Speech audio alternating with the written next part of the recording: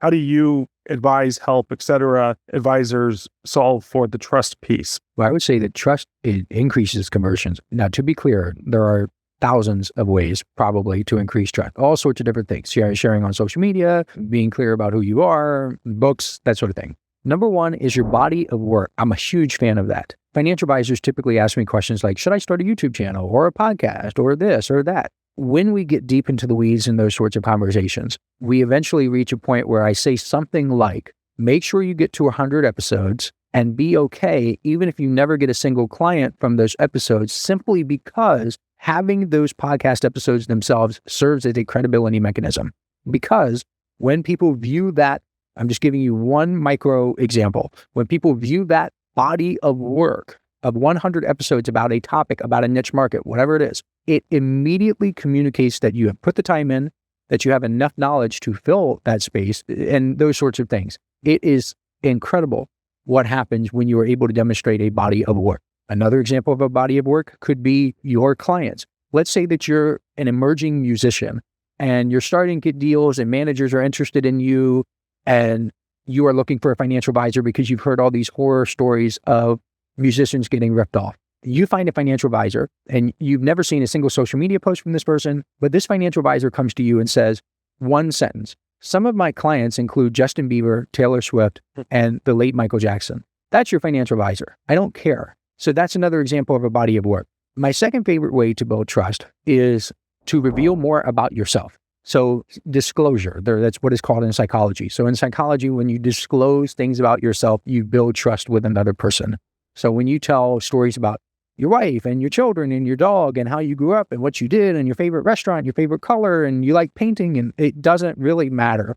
It's just the act of disclosing creates trust. And here's something that I think financial advisors don't appreciate. I don't want to go off on a tangent. I'm going to try to keep this as simple as possible. But in October 2023, I did private research and released it to Inner Circle members about the reasons why prospects don't hire a financial advisor. It could be summed up in one word: intimidation. People are afraid. They are intimidated by the process. They don't know what documents to bring, all this other stuff. If you engage in disclosure, you give your prospects something to talk about in the initial meeting, which is insanely powerful, because now you have an icebreaker that you didn't really create. You're not responsible for it. They come to you saying, so I read in your email this morning that you watched the World Cup last night. What'd you think of it? Or one of the World Cup games. That is what happens. Or do you still have your dog Rex? Whatever it is, you reduce that intimidation. And again, going back to the all else being equal game, all else being equal, if two financial advisors have the same experience, the same clientele, the same goals, if one engages in disclosure and the other doesn't, that advisor is going to get the clients. This is actually how this podcast came to be.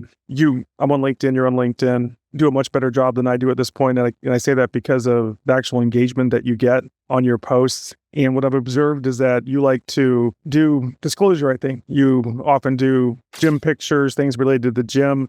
One of the recent ones you did was you shared something to the fact that you had sent out a direct mail campaign and there was a lot of, I think it was either bald or balding, yes, middle-aged white men who took the time to call and complain.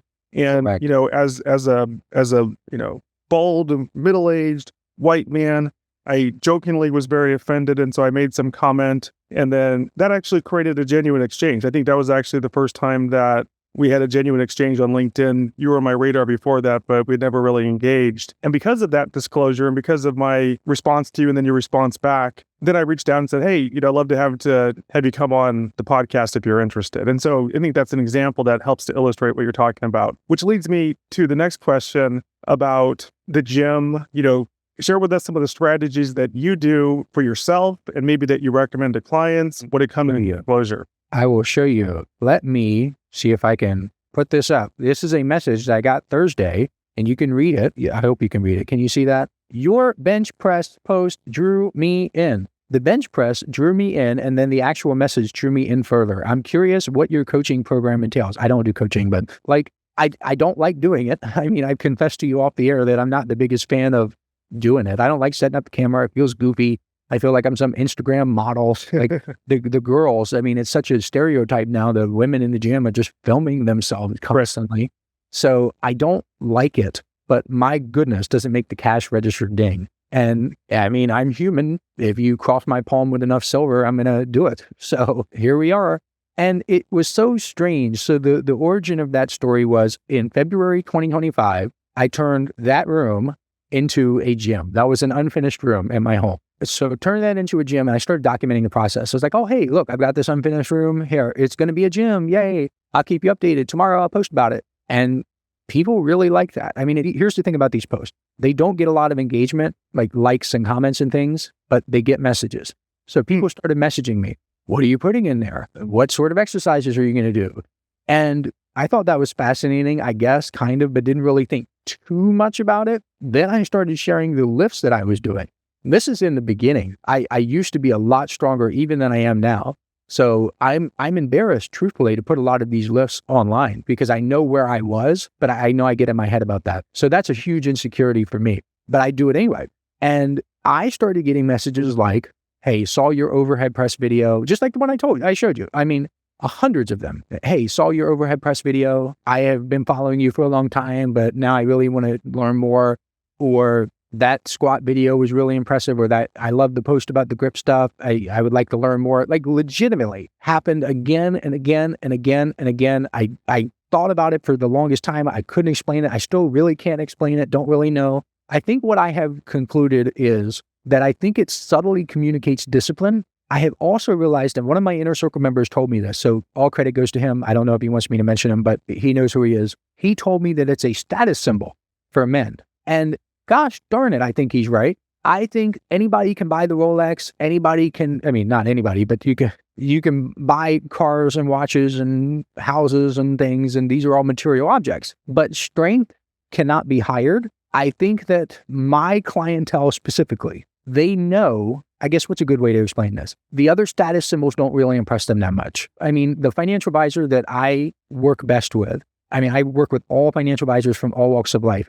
But truthfully, a financial advisor making $1 million per year has more options, has the ability to spend $50,000 a month on online ads for a couple months to figure something out without really blinking an eye. Like, that's just the truth. That's the way it is. That person doesn't care about a Lamborghini, for example, because he can just get one. Like, he doesn't care. And that is the status symbol that appeals to him. And I think that's why it works. I don't know. I'm just pontificating, but that's the best explanation I've been able to come up with. So my take on that is that I think the ads that we see with the person and the Ferrari behind them, who they tend to attract is the person is broke, for lack of a better word, the person struggling, the aspiring person, the person who hasn't made it because they don't have that option. So they see the fancy car and they're like, oh, I want that.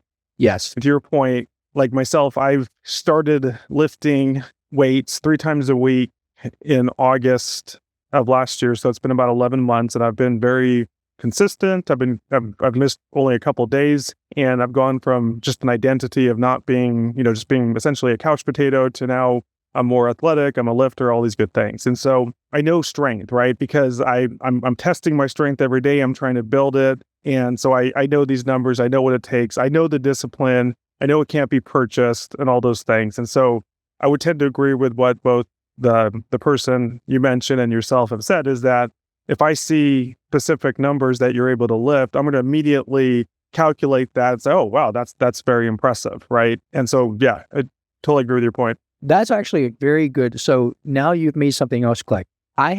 This is getting very deep. I mean, we can move on to the next topic as soon as we're done here. But so I have what's called a pinch hub. Part of grip training is your pinch grip. So you take something round and you pinch it like this and you lift it up. So I can do 50 plus pounds pinch grip, which is legitimately elite, but nobody knows that because nobody has the tiger claw that I have is out of this world, but nobody knows, nobody cares. But 315 pounds on a barbell is something that people know. And it's the same everywhere you go. Yeah. So that sort of thing, I think that is what makes it work. It's so universal. So for disclosure, great example about the photos lifting. For someone who's, I guess maybe the pushback I might imagine an advisor or someone just generally give is that, I'm a private person. And I think you're private. Oh yeah, extremely.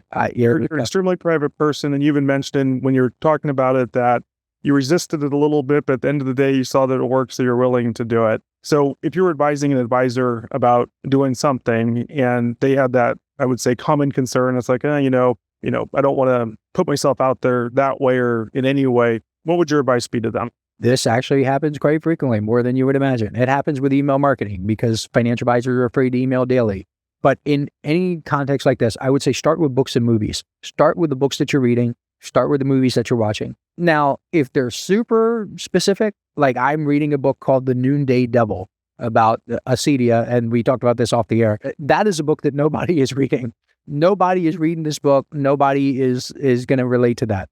But if I say, I'm rereading Harry Potter because I watched the Christmas in July Harry Potter movies, I want to see how different they are from the books. That's going to get attention because it's just a popular book. When I talk about Intelligent Investor, books by Peter Lynch, books by Warren Buffett's letters, I talk about all these personal finance books. If I clown a little bit on Rich Dad, Poor Dad, financial advisors will respond. Millionaire Next Door is another great one, another awesome go-to. These are all books that financial advisors have read. Music is another good one, although it's not as effective. I guess it could be depending on your market, but books and movies for sure are the ones people connect over. A financial advisor that I helped this is a long time ago, he served nurses. That was his niche market. One of his most successful emails of all time was about Grey's Anatomy. And it was specifically about the mistakes that he noticed nurses making in Grey's Anatomy. Like, you don't put an IV in that way. The first step is not this, it's actually this. You don't help patients this way. I don't know. I'm not a nurse. I don't watch Grey's Anatomy.